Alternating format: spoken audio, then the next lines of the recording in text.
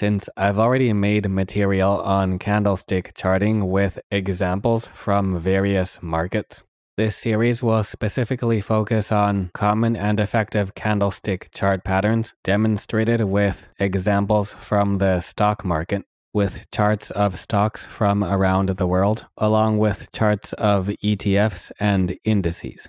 The examples will thoroughly and concisely detail the development of candlestick patterns before, during, and after their formation on charts. Their impact and usefulness will be discussed, in addition to notes about their strengths and limitations, as well as highlights of things to look out for with the patterns, such as special characteristics and variations of patterns that can occur.